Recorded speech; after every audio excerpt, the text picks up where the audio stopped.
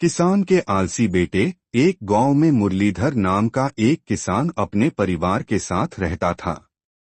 उसके परिवार में उसके दो बेटे आदर्श और कृष्णा थे। मुरलीधर बहुत मेहनत करता था, लेकिन उसके दोनों बेटे बहुत आलसी थे। मुरलीधर अपने बेटों की इस आदत से बहुत परेशान रहता था। एक दिन उसने अपनी पत्नी विभा से कहा, हमारे दोनों बेटे घर में पड़े रहते हैं, क्या ये कभी कोई काम करेंगे या नहीं। विभा ने दुहखी होते हुए कहा, आप काम की बात कर रहे हो, ये तो खाने के अलावा उठकर बैठते भी नहीं हैं, दिन भर बिस्तर पर लेटकर सोते रहते हैं। मुरलीधर सुबह तड़के ही खेत पर जाने के लिए निकल जाता था। एक दिन उसने सोचा, क्यों न मैं बीमारी का बहाना बनाकर घर पर रुककर अपने बेटों को खेत पर भेजूं। यह सोचकर उसने पेट दर्द का बहाना किया और अपने दोनों बेटों से कहा, बेटा आज मेरी तबीयत ठीक नहीं है और खेतों में कटाई करना बहुत जरूरी है, तुम दोनों आज खेत पर जाकर कटाई का काम करो। यह सुनकर आदर्श ने कहा, पिताजी आप चिंता न करें, हम दोनों अभी जाकर कटाई शुरू कर देते हैं। मुरलीधर बहुत खुश हुआ। उसने जल्दी से अपने बेटों को काम समझाकर खेत पर भेज दिया। उनके जाने के बाद मुरलीधर ने अपनी पत्नी विभा से कहा, तुम तो बेकार ही इन्हें आलसी कहती रहती हो, देखो आज मेरे दोनों बेटे जाकर खेत काटेंगे और मेहनत करेंगे। यह सुनकर विभा हंसने लगी, फिर उसने अपनी हंसी रोककर कहा, आपसे ज्यादा मैं अपने बेटों को जानती हूँ। आप कल जाकर देखना, वे दोनों एक तिनका भी नहीं काटेंगे। यह सुनकर मुरलीधर बोला, चलो कल पता लग जाएगा, वे दोनों आलसी हैं या मेहनती। शाम को दोनों बेटे वापस आ जाते हैं। मुरलीधर उनसे पूछता है, बेटा खेत पर कितना काम हुआ। इस बार कृष्णा जवाब देता है, पिताजी आप तो बेकार में परेशान हो रहे थे, हमने तो एक ही दिन में पूरा खेत साफ कर दिया। मुरलीधर विभा की ओर देखकर बोला, देखा मेरे बेटे कितने मेहनती हैं, तुम तो बेकार में इन पर शक करती हो।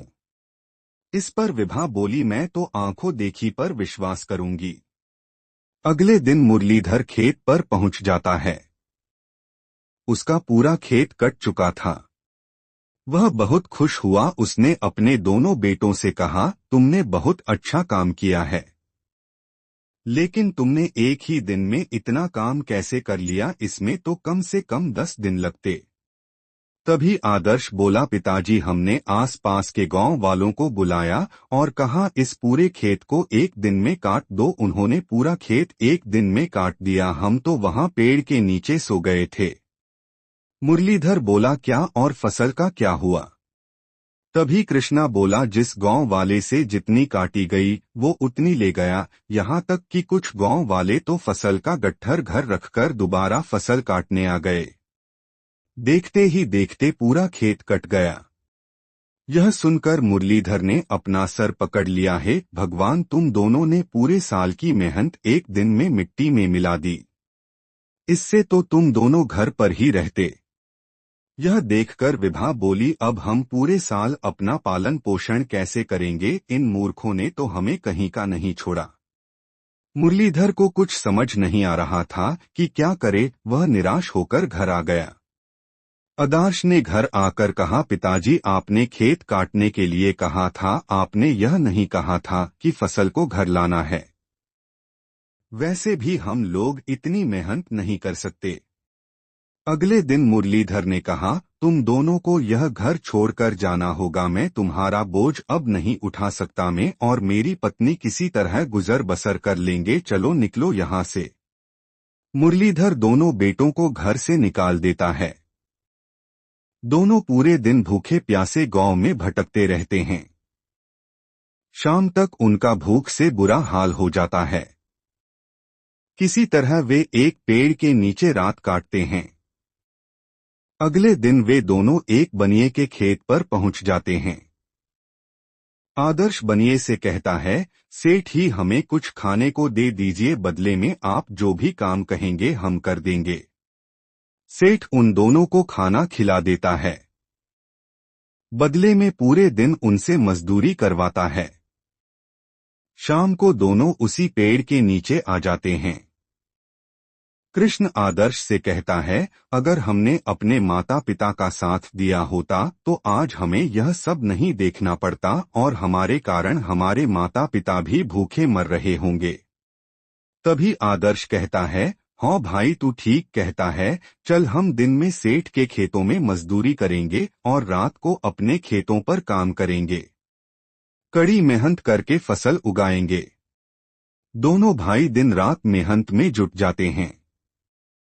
इधर मुरलीधर एक सेठ की दुकान पर नौकरी कर लेता है और कम तनख्वाह में किसी तरह अपनी गुजर बसर कर रहा था। इसी बीच गांव में एक प्रतियोगिता होती है जिसमें सबसे अच्छी फसल के लिए इनाम दिया जाना था। मुरलीधर भी प्रतियोगिता देखने पहुंच जाता है। जब इनाम की घोषणा होती है तो पहला पुरस्कार मुरलीधर को मिलता है।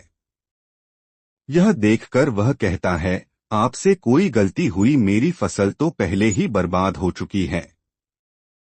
तभी गांव का जमींदार कहता है, मुरली भाई यह कमाल तुम्हारे दोनों बेटों ने किया है।